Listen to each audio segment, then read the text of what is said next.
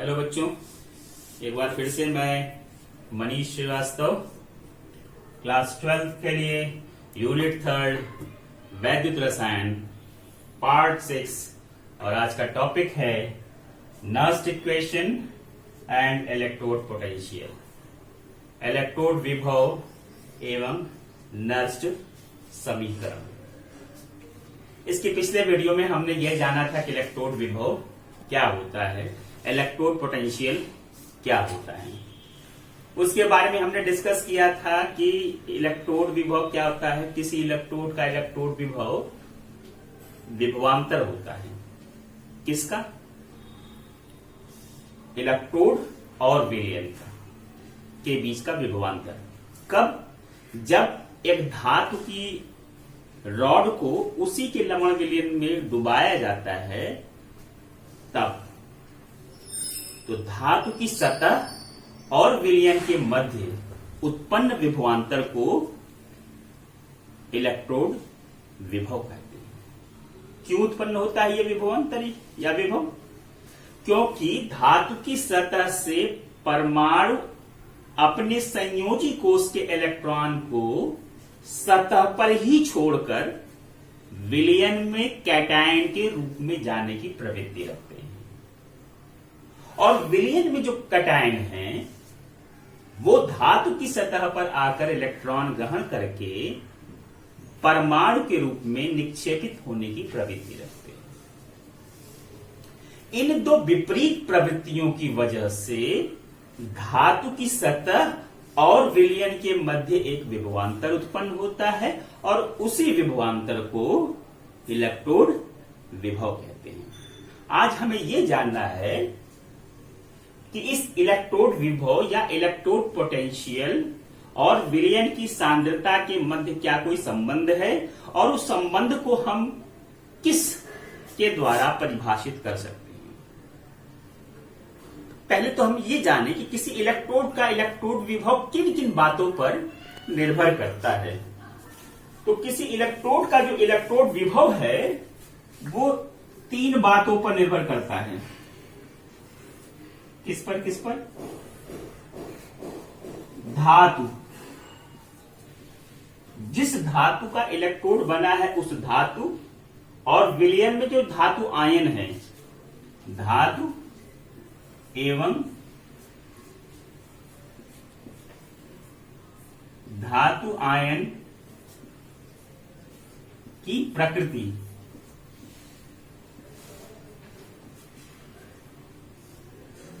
Nature of metal and metallic ion. जो सबसे पहला फैक्टर है, जो सबसे पहला कारक है जिस पर इलेक्ट्रोड विभव निर्भर करता है वो ये है धातु। जिस धातु की हमने इलेक्ट्रोड बनाया है उस धातु और विलयन में जो धातु आयन है, जैसे कॉपर के रॉड को कॉपर सल्फेट के विलयन में डुबाया गया है तो इस कॉपर इलेक्ट्रोड का जो इलेक्ट्रोड विभव होगा वो कॉपर धातु और विलयन में उपस्थित कॉपर धनायन की प्रकृति पर निर्भर करेगा। तो पहला कारक है धातु परमाणु और धातु आयन की प्रकृति पर निर्भर करेगा, नेचर पर निर्भर करेगा। दूसरा है ताप, टेम्परेचर। और तीसरा है जिस विलयन में डुबाया जा रहा है उस विलयन की सांद्रता।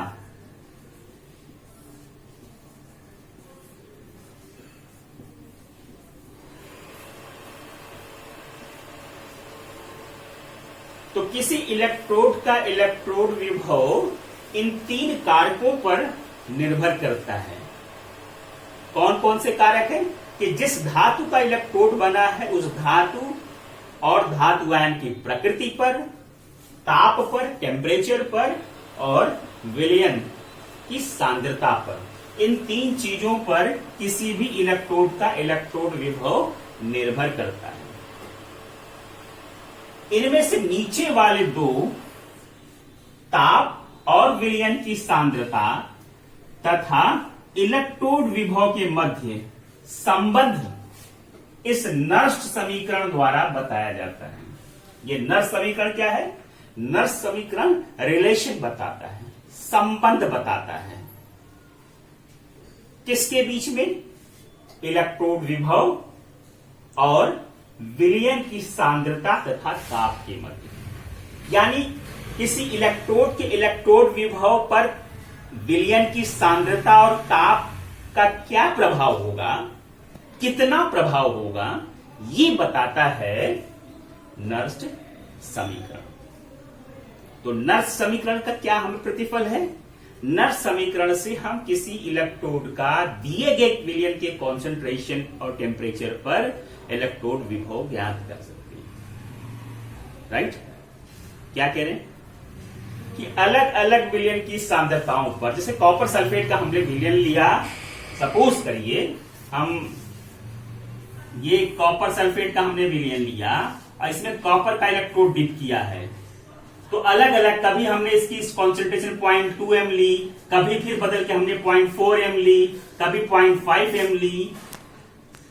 तो इन अलग अलग सांद्रताओं पर इस इलेक्ट्रोड का इलेक्ट्रोड विभव क्या होगा, इलेक्ट्रोड विभव का मान क्या होगा, ये हम ज्ञात कर सकते हैं नर्स समीकरण के द्वारा। राइट? तो हमें ये ज्ञात करना है कि विलयन की सांद्रता का इलेक्ट्रोड के इलेक्ट्रोड विभव पर क्या प्रभाव पड़ता है, कितना प्रभाव पड़ता है। ये किसके द्वारा बताया जाता है? नर्स समीकरण के लिए। इसके लिए सबसे पहले हमें यह करना होता है कि इलेक्ट्रोड की अभिक्रिया को अपचयन के रूप में लिख लेते हैं। माना इलेक्ट्रोड पर होने वाली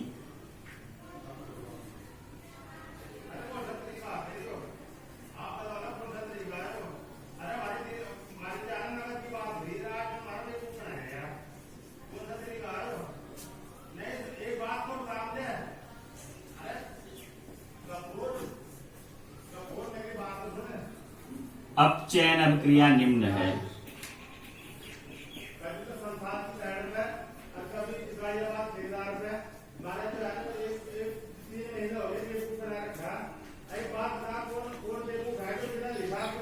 देखिए, मान लीजिए विलयन में ये M कोई धना है जिस पर N धनावेश था, ये N इलेक्ट्रॉन लेकर के ये विलयन में AQ एक्वस, जली विलयन में M धनायन है जो N इलेक्ट्रॉन लेकर के इलेक्ट्रोड पर ठोस के रूप में निक्षेपित हो रही है। ये इलेक्ट्रोड पर होने वाली अभिक्रिया को अपचयन के रूप में हमने लिखा है। अब इस समीकरण के लिए नर्स समीकरण अगर हमें लिखना है तो कैसे लिखेंगे? E, ये E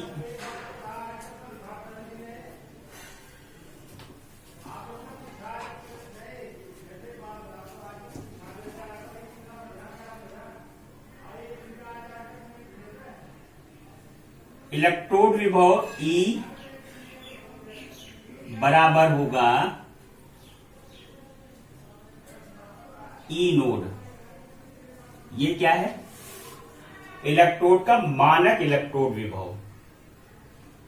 मानक इलेक्ट्रोड विभव पिछले वीडियो में हम लोगों ने बात की थी। यदि विलयन की सांद्रता 1 मोल प्रति लीटर हो, टेम्परेचर 25 डिग्री सेल्सियस हो और अगर गैस भी इसमें इन्वॉल्व है तो गैस का दाब 1 वायुमंडलीय हो, तो उस अवस्था में जो इलेक्ट्रोड विभव होता है उसे कहते हैं मानक इलेक्ट्रोड विभव। और इलेक्ट्रोड के मानक इलेक्ट्रोड विभवों का कहां मेंशन किया गया है? वैद्युत रासायनिक श्रेणी में। तो ये मानक इलेक्ट्रोड विभव का मान हम कहां से देख सकते हैं? वैद्युत रासायनिक श्रेणी से। तो इस अपचयन अभिक्रिया के नष्ट समीकरण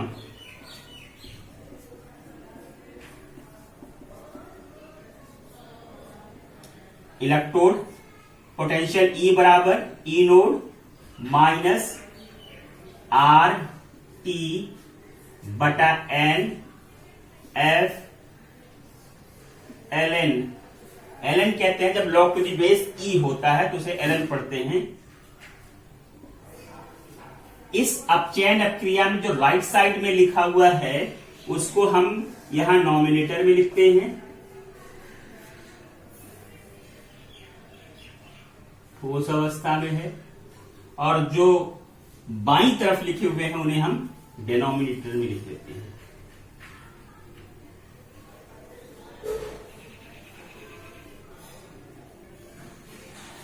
यहां ई क्या है?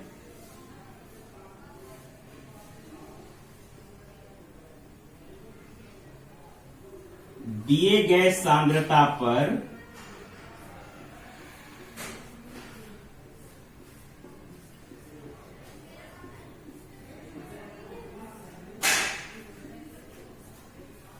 इलेक्ट्रोड विभव। ई नोड क्या है? मानक इलेक्ट्रोड विभव। आर क्या है? गैस नियतांक।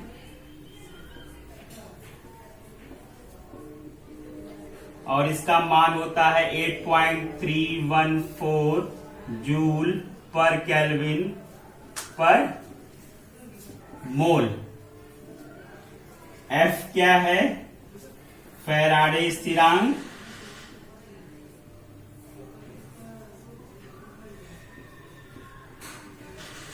और इसका मान होता है 96,500 कूलाम।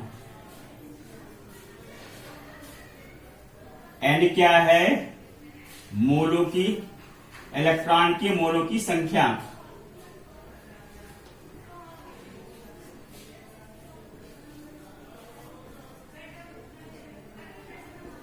इसके नीचे दिखे ना,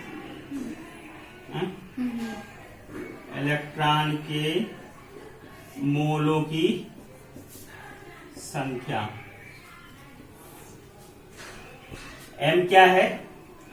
अभिक्रिया के दाहिनी तरफ वाले की सांद्रता, और ये क्या है?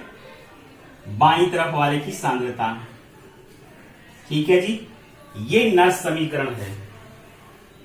अब इस नस समीकरण में जरा देखिए, एन यहां समीकरण में दिया होता है, एफ का मान 96,500 कूलाम, आर का मान 8.314 जूल पर केल्विन पर मोल गैस नियतांक का स्टैंडर्ड वैल्यू है।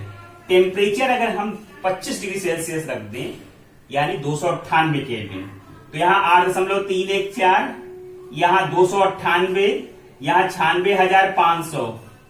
और इस लॉग टू द बेस ई को लॉग टू द बेस 10 में कन्वर्ट करना हो तो हमें इस इक्वेशन में 2.303 का मल्टीप्लीकेशन करना होता है। तो ये इक्वेशन क्या रूप ले लेगा? देखिए जरा, इसे मिटा देता हूं।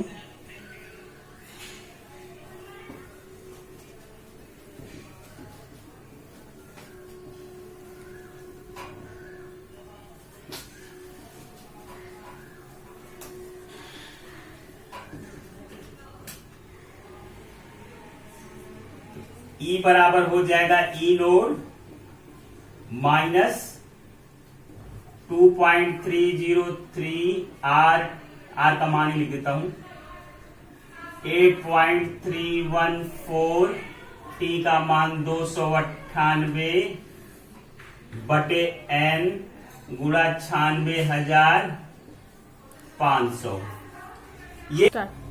ये एम ठोस अवस्था में है, और जो भी अभिक्रिया में पदार्थ ठोस अवस्था में होते हैं उनकी सांद्रता 1 लेते हैं, 1 मान ली जाती है। क्यों मान ली जाती है? इसलिए मान ली जाती है क्योंकि उनकी सांद्रता में कोई प्रभावी परिवर्तन नहीं होता है। इस बात का क्या मतलब है? इस बात का ये मतलब है कि जैसे जो विलयन की अवस्था में वहां पर सांद्रता कितनी है? 0.2 मोल पर लीटर, 0.5 मोल लीटर, 2 मोल पर लीटर, 5 मोल पर लीटर। इनके हिसाब से आयनों की संख्या कैलकुलेट करके देखिए जरा। और जो ठोस अवस्था में पदार्थ हैं, इनमें परमाणुओं की संख्या इनकी तुलना में बहुत ज्यादा होता है, इसलिए कोई प्रभावी परिवर्तन नहीं होता है। इसलिए ठोस अवस्था के पदार्थों का सांद्रण 1 मान लेते हैं। तो log टू द बेस 10 एक दिख रही है। इस पूरे को कैलकुलेट करते हैं तो E बराबर आ जाता है E नोट माइनस 0.0591 बटा n log to the base 10 एक बटा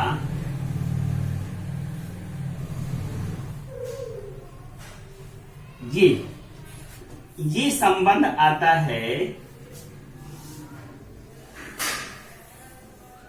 इलेक्ट्रोड विभव और विलयन की सांद्रता के मध्य। अब देखिए जरा, अगर किसी अभिक्रिया के दौरान, इलेक्ट्रोड की अभिक्रिया के दौरान विलयन की सांद्रता घट रही हो, इसकी कंसंट्रेशन का मान घट रहा हो, तो इस पूरे फैक्टर का मान क्या होगा? बढ़ेगा, क्योंकि ये कहां है? डिनोमिनेटर में है, हर में है। फिर से सुनिए क्या कह रहा हूं। किस इलेक्ट्रोड की अभिक्रिया के दौरान यदि विलयन की सांद्रता घट रही है, इसका मान लगातार घट रहा है, तो इस भिन्न का मान क्या होगा? बढ़ेगा। ये मान लगातार बढ़ेगा और ये मान फिक्स है। इसका मतलब इस फिक्स में से घटने वाली संख्या क्या हो रही है? लगातार बढ़ रही है। तो ये हिस्सा जैसे जैसे बढ़ता जाएगा E का मान घटता जाएगा, इलेक्ट्रोड विभव का मान घटता जाएगा। तो इस सांद्रता और इसके बीच में क्या संबंध निकला? फिर से सुनिए। यदि अभिक्रिया के दौरान इसकी सांद्रता लगातार घट रही हो, शुरुआत में 0.5 मोल पर लीटर था, फिर 10 मिनट बाद 0.4 मोल पर लीटर हो गया, फिर 10 मिनट बाद 0.3 मोल पर लीटर हो गया, फिर 0.2 मोल पर लीटर हो गया। जैसे जैसे अभिक्रिया आगे बढ़ रही हो, अगर इसकी सांद्रता घट रही हो, तो इस भिन्न का मान क्या होगा? बढ़ता जाएगा। जैसे जैसे इसकी मान घटेगी, वैसे वैसे इस भिन्न का मान क्या होगा? बढ़ेगा। यानी इस फिक्स मान में से घटने वाली संख्या क्या हो रही है? लगातार बढ़ रही है, ये वाला हिस्सा। तो घट के जो आएगा वो क्या आएगा? वो लगातार कम होगा। यानी इसकी सांद्रता घटने के साथ इलेक्ट्रोड विभव का मान भी घट रहा है। सीधा सीधा संबंध ये है कि जैसे जैसे विलयन की सांद्रता घटेगी, इलेक्ट्रोड के इलेक्ट्रोड विभव का मान भी घटेगा। एक लाइन की बात सिर्फ इतनी कहनी है, सांद्रता अधिक होगी तो इलेक्ट्रोड विभव का मान अधिक होगा, सांद्रता कम होगी तो इलेक्ट्रोड के इलेक्ट्रोड विभव का मान अधिक होगा। राइट? तो ये संबंध किसके द्वारा बताया गया है? ये संबंध बताया गया है नर्स्ट समीकरण के द्वारा। एक लाइन में लिख करके हम लोग समझ लें। स्टार्ट हो गया। हाँ, यदि विलयन की सांद्रता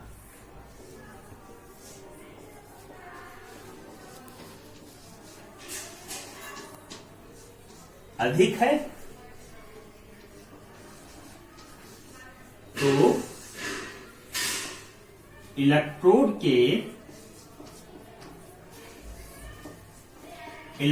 विभव का मान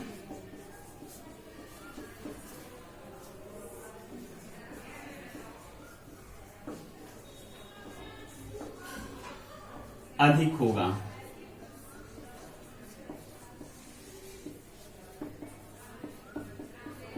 और अगर कम है तो अगर विलयन की सांद्रता कम है तो इलेक्ट्रोड के इलेक्ट्रोड विभव का मान भी कम होगा। लिख दे वाइस वर्सा, मतलब राइट। तो ये नर्स समीकरण विलयन की सांद्रता और इलेक्ट्रोड विभव के मध्य संबंध बताता है। एग्जाम में इस पे न्यूमेरिकल आता है। एक आध सवाल लगा के इसको और क्लियर समझते हैं। सवाल लगाते हैं, निम्नलिखित अर्धशोलक के 298 केल्विन पर इलेक्ट्रोड विभव की गणना कीजिए। मैंने दो इलेक्ट्रोड्स सेम इलेक्ट्रोड दो अलग अलग कॉन्सेंट्रेशन पर ली है। पहला आयरन इलेक्ट्रोड 0.1 मोल पर लीटर पर और दूसरा इसी इलेक्ट्रोड को 1 मोल पर लीटर पर।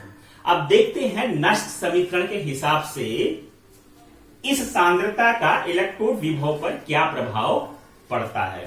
तो नष्ट समीकरण के अनुसार नष्ट समीकरण के अनुसार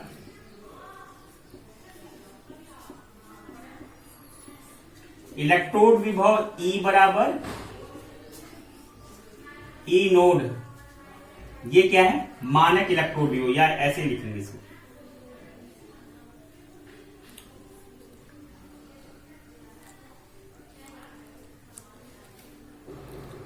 इलेक्ट्रोड का इलेक्ट्रोड विभव बराबर होगा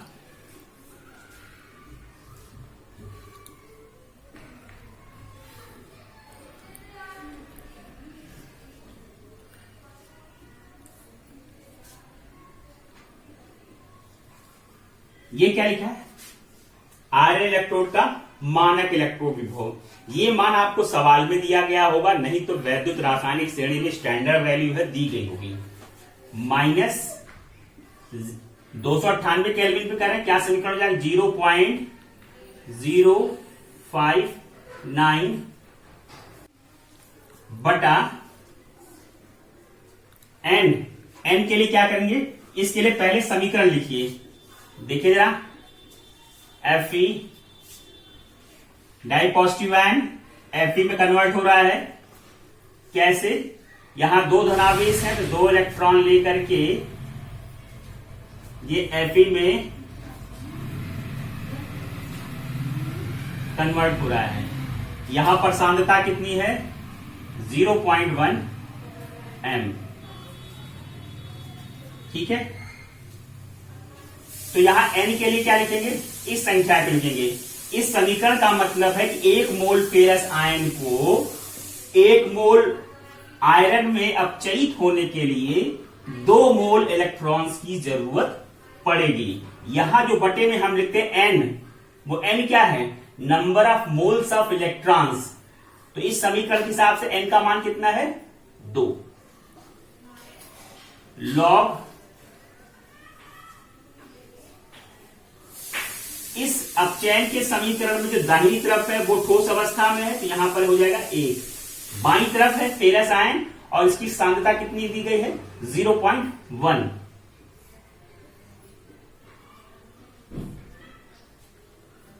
अब ये मान स्टैंडर्ड वैल्यू है, वैद्युत रासायनिक श्रेणी में दी गई होगी। इसका मान होता है -0.44 वोल्ट, -0.0591 बटा 2 लॉग 1 बटा 0.1 है, तो इसमें 10 का मल्टीप्लाई कर दें ऊपर नीचे, तो नीचे 1 हो जाएगा ऊपर 10 हो जाएगा, और log 10 का मान क्या होगा 1, तो ये पूरा क्या हो गया 1, तो ये हो गया -0.44 माइनस 0.0591 बटा 2 गुणा 1 भाग दीजिए, तो ये आ जाएगा -0.44 माइनस 0.0295 जोड़ लीजिए, 5 का 5 9, अभी भी 9 रह जाएगा, 4264 0 माइनस, ये इस इलेक्ट्रोड विभव का मान आ गया। यानी अगर फेरस आयन की सांद्रता इतनी है तो इलेक्ट्रोड विभव का मान कितना आया -0.4695 वोल्ट। अब जरा एक इस वाले पर देखते हैं कितना आता है। वही इलेक्ट्रोड है, कॉन्सेंट्रेशन बदली हुई है। इस सांद्रता पे आयरन इलेक्ट्रोड के इलेक्ट्रोड विभव का मान क्या होगा, ये हम कैलकुलेट करते हैं। देखिए नष्ट समीकरण के हिसाब से E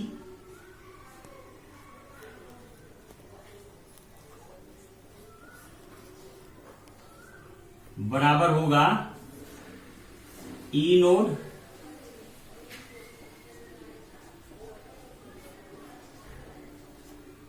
माइनस 0.0591 बटा, समीकरण तो यही रहेगा नीचे वाले में जो लिखा था।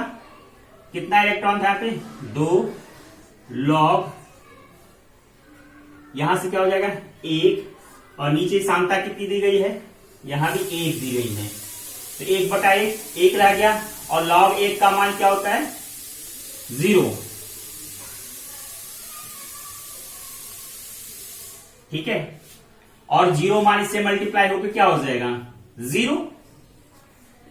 इसका स्टैंडर्ड मान -0.44, और ये मान क्या आ गया? 0.00, तो मान क्या आ गया? -0.44 वोल्ट।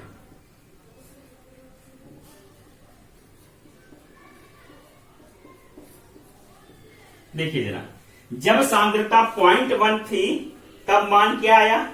-0.469, और जब सांद्रता बढ़ के 1 मोल हो गया तब वैल्यू आया -0.44 वोल्ट। तो कौन सा मान ज्यादा है? क्योंकि यहां माइनस साइन लगे हैं तो ये वाला मान ज्यादा है। तो हम लोग बात कर रहे थे कि जैसे जैसे विलयन की सांद्रता बढ़ेगी, इलेक्ट्रोड के इलेक्ट्रोड विभव का मान भी बढ़ेगा, और यदि विलयन की सांद्रता घटेगी तो इलेक्ट्रोड के इलेक्ट्रोड विभव का मान भी घटेगा। ये एक बात। दूसरा हमें परिकलन करना है,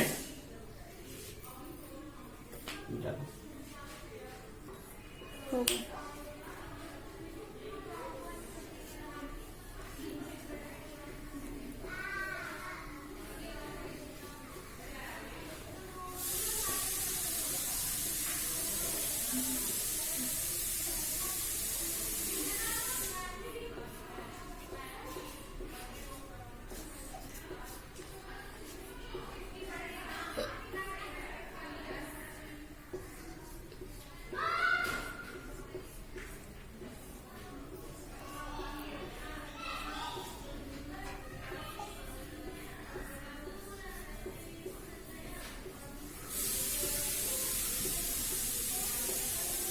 मानक सेल विभव या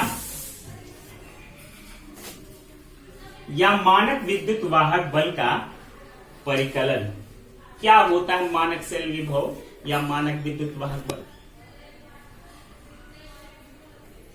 किसी गैल्वानिक सेल में कैथोड तथा एनोड के मध्य जो अधिकतम विभवों का, इलेक्ट्रोड विभवों का अंतर है, उसे कहते हैं सेल का विद्युत वाहक बल।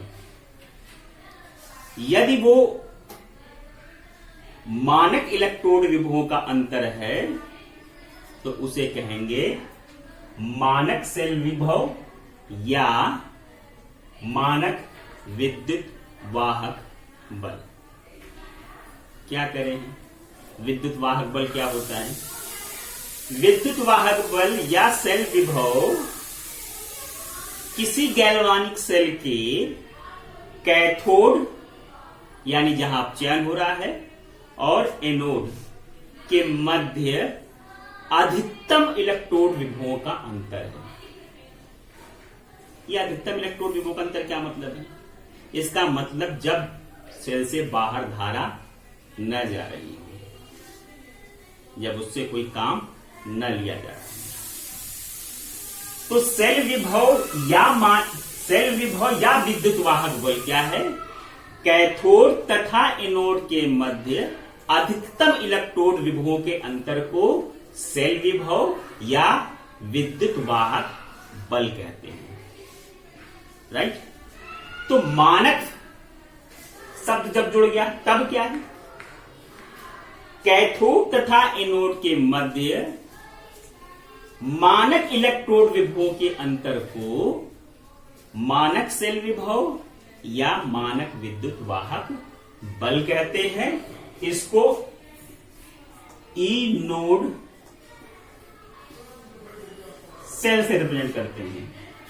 ई नोड सेल का मतलब है सेल का मानक सेल विभव या सेल का मानक विद्युत वाहक बल, और ये बराबर होता है ई नोड कैथोड माइनस ई नोड एनोड। तो किसी सेल का मानक सेल विभव या मानक विद्युत वाहक बल क्या है? कैथोड तथा एनोड के मानक इलेक्ट्रोड विभवों का अंतर होता है। और जरूरी क्या है? किसी सेल के गैल्वानिक सेल की अपेक्षित दिशा में क्रिया करने के लिए जरूरी है कि इस ई नोड सेल का मान पॉजिटिव हो। इसका मतलब ये पॉजिटिव कब होगा? जब कैथोड का मानक इलेक्ट्रोड विभव एनोड के मानक इलेक्ट्रोड विभव से ज्यादा होगा। जब ये ज्यादा होगा तभी ये मान पॉजिटिव आएगा। एक आध सवाल लगा के इसको देखेंगे। निम्नलिखित गैल्वानिक सेल के मानक सेल विभव की गणना की थी। तो मानक सेल विभव ई नोड सेल बराबर क्या होता है? ई नोड कैथोड माइनस ई नोड एनोड, या इसे ऐसा भी कह सकते हैं ई नोड राइट माइनस ई नोड लेफ्ट। यानी सेल में जो राइट साइड में इलेक्ट्रोड हैं, इसके मानक इलेक्ट्रोड विभव में से लेफ्ट साइड वाले इलेक्ट्रोड के मानक इलेक्ट्रोड विभव को घटाना है। राइट साइड में कौन है? Silver electrode. इसके लिए मान कितना दिया गया है? 0.80, तो 0.80 वोल्ट। माइनस लेफ्ट साइड में कौन है? Copper electrode. इसके लिए ई नोड का मान कितना है? 0.34, 0.34। घटाइए क्या आएगा? 10 में 4 गया 6, 7 में 3 गया 4, डेसिमल, तो 0.46 वोल्ट। इस तरह से हम किसी गैल्वानिक सेल के मानक सेल विभव या मानक विद्युत वाहक बल का मान ज्ञात कर सकते हैं।